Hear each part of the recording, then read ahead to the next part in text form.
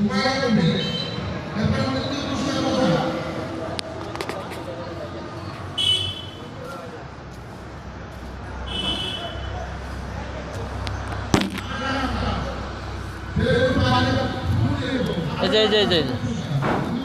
হুজুরের কবর। এটা এই যে মরহুম কোরআনের পাখি আল্লামা দেলোয়ার হুসাইন সাইদি রহিমাহুল্লাহ।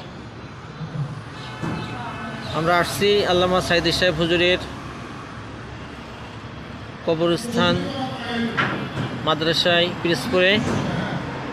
আল্লাহর বান্দা কোরআনের পাখি ঘুমিয়ে আছেন, সকলেই দেখতে পাচ্ছেন। আল্লাহ তাআলা জান্নাতের সর্বোচ্চ মাকাম দান করুক, আমিন। আল্লাহ তাআলা তিনার ওসিলায় গোটা বাংলাদেশে আল্লাহ ইসলামী রাজ কায়েম করুক।